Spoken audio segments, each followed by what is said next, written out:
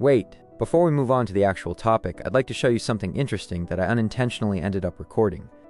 In the first part of my How to Play Clash Lane video, I told you what you should be doing at the very start of the game. Either helping your jungler invade if they plan to, or protecting your jungle if you sense the enemy intends to invade. In this match, I had to play Clash Lane and I picked Lu Bu. I was queued against enemies like the Prince of Lanling and Dong Huang. Because of this, I told my jungler to start on the opposite side of my lane, so if Lanling attempted an invade there, it would most likely fail and they would back off after seeing my jungler already there. I then directly went to protect the buff on my side, instead of returning to my lane immediately. And to no one's surprise, Lanling did come to steal the buff.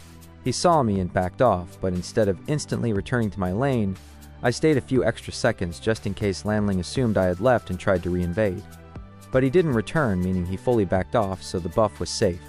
But then something even more interesting happened. This Garuda, being a greedy mid laner, tried to steal our pigs without analyzing the map properly.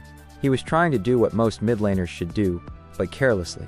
He didn't check that I wasn't in my lane, and he likely assumed I was AFK or had already left. And also, Lanling had already given partial vision of me earlier, so Garuda should have known I was nearby, but he probably never checked the minimap. So when he came for the pigs, I punished him, and that's exactly what happens when you ignore map awareness. That quick punishment was the result of that one mistake. That is not being attentive to the minimap. The reason I showed this is to tell you that the tips and tricks I share are not random. They come from real experience. They are practical, they are tested, and they will always be helpful for you all. Now hey everyone, welcome back. After receiving amazing support from y'all on my last 2 Clash Lane videos, I decided to stop delaying the third part and release it as soon as possible. If you don't know, every match in Honor of Kings is divided into 4 phases, and I've already covered the first 2 phases on my channel, which you can check out. In this video, we're moving into the late game phase, starting from 10 minutes and lasting until the 20-minute mark. But before moving to the actual content, I would like to say something to you all. Honestly, your response to my last Jing gameplay video was terrible. I would have released this video a lot earlier, but after seeing that poor reception, I got demotivated, and it took me a little time to recover my motivation and continue making content. Still, I truly appreciate the people who watched, liked, and commented. You guys are the best out there. So once again, please both hype and like this video, and don't disappoint me here. If you're on Instagram, please give me a follow there too. And now, without any further ado, let's roll the intro.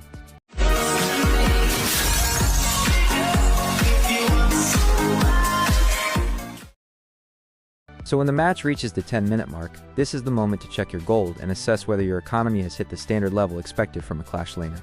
Normally, by 10 minutes, a Clash laner should have around 7,000 gold. If you are noticeably above 7,000, that means your farm and pacing are strong. If you are far below 7,000, it's very likely you are under farming or misplaying your lane. At this point in the match, the game has officially entered the late game phase, which spans from 10 to 20 minutes. During this period, as a Clash laner, your responsibilities revolve around reacting to the pacing of the match and executing 2 major things efficiently. These 2 things are applying map pressure through split pushing and making smart rotations for teamfight support or participation. The goal of split pushing is not just hitting towers whenever you feel like it, rather it is to distract the enemy team and divide their attention.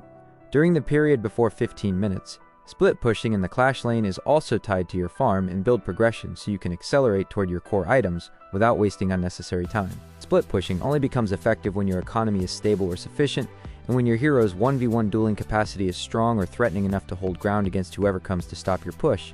If these conditions are met, the enemy team will struggle to respond, and by exerting pressure on the side lane, you indirectly create a numbers advantage for your team elsewhere on the map. If your gold count is noticeably low or below 7,000, then your push loses meaning because the enemy side lane hero can simply clear waves without effort and might even kill you in the process. In these cases, you can attempt a safer alternative, which is to call teammates to assist your split pushing or ambush by hiding in nearby bushes. But even here you must understand that enemies might also rotate back up to turn that around. While split pushing, checking the minimap frequently is extremely important. The act of split pushing itself is risky because you are usually alone, which makes you a very easy target for ganks. If you see the map having no enemies or only one enemy intentionally shown to bait you, then you should not blindly rush to clear waves or walk up for pressure. Instead, you need to remain hidden until enemies who can threaten you enter your minimap radar naturally. Then resume clearing or pushing safely. Once you clear your minion waves, you can also do a small fake rotation step back toward your jungle, making enemies believe you retreated and next hiding in a nearby bush to regain the element of surprise or make your movements unpredictable. This helps you maintain tempo and makes it annoying for enemies to guess where you are at any given point. There is also an important detail about vision that a Clash laner must understand. When your team clears waves in all 3 lanes at the same time while standing in a position where the enemies get vision of them, then your mid-tower area becomes extremely vulnerable and open to collapse or gank attempts. You should avoid revealing both side lanes simultaneously, especially when contesting vision, waves, or rotations. If a 3-lane push is required, then a safer approach is that one side laner reveals and clears the wave first, forcing enemies to rotate toward them, while the other side laner remains hidden, then clears their wave afterwards so enemies are always guessing instead of locking you both at once. When you are split pushing, you should remind your team to not give enemies free entry or picks in the middle, meaning your team should ideally safeguard or hold the mid area while you pressure the side lanes. This keeps pressure meaningful and avoids feeding cycles that allow enemies to reclaim tempo or economy. When it comes to supporting teamfights in the late game, one of the most important fundamentals you need to remember is that numbers advantage matters more than this lane by default. If your split pushing or lane pressure has forced enemies to rotate, then it's your team's most comfortable situation to take the fight while having more players present, and from this you can also rotate for that team fight too. Before big team fights break out, you must check whether your team is at risk of being forced into an outnumbered fight. If they are, then you must react early or delay entry. Different heroes have different skill chaining or burst potential, especially when it comes to Clash lane players with a burst capability. Then their late game fight goal should be finding the perfect entry window to erase the enemy carry by one-shotting or bursting them down immediately, but only if you personally have the capacity to do so based on your gold, items, and team support pacing. In team fights, observing who is holding ultimates or escape spells is very important too. If the enemy carry or control heroes have their escape spells such as Flash or Purify available, then you must adjust your timing carefully before diving. If you don't have backup or your team has no peeling pressure to assist your dive, then you can take down the enemy frontline if they show up isolated before looking again for a backline dive window. If you are too far behind in gold or items, then trying to dive backline blindly could end up feeding the enemies or just cancel the surprise element entirely.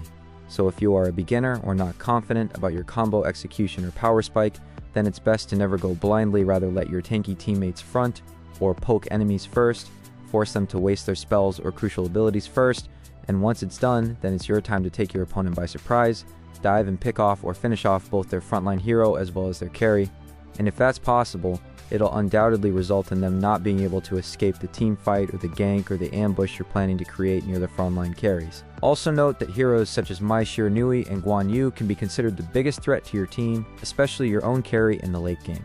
So make sure to either zone them off or keep track of their positioning as well to avoid your team getting CC'd, faked on vision, or pushed at disadvantage. The moment you die alone on a dark side, meaning where your team has no vision, then it greatly affects your team rhythm, farm pacing, or next objective fights. That's why it's always said that macro doesn't start in Battlefield, it starts from lobby and loading, because if you remember all these details, you will deeply understand what to do, when to fight, when to fake vision, when to dive, and when to farm safely instead. In summary, late game decision making for Clash laners ultimately boils down to split pushing for pressure, observing enemy rotations on the minimap, managing waves without overexposing, diving the enemy carry only when you have capacity, using fake minimap turns to mislead opponents, tracking escape spells to secure kills, and maintaining teamfight tempo and formation clarity so you are not cut out or dying meaninglessly. And that is roughly the complete 10 to 20 minute late game Clash lane mindset plan you needed to know. And that's it for this video, lads. I hope you clearly understood all my points. Also, sorry for not providing many visuals, as I didn't have them while working on this video, but don't worry, this isn't the end. I still need to discuss Phase 4 of the match. It's also really hard to generalize Clash lanes since there is a huge variety of heroes with different mechanics, so if you want, I can discuss individual Clash lane heroes and their own macro decisions and playstyles in depth in future videos. So for my efforts, please both hype and like this video, and subscribe to my channel to join my amazing W subscribers family, and also help me reach 5,000 subscribers, as we're very close to it. Comment down your queries, and share this video with your friends and fellow Clash lane mains. If you are financially stable, then please consider joining my channel membership to support me financially and keep me motivated while helping the community grow even stronger. And with that, I'll see you in the next one. Till then, bye and love y'all.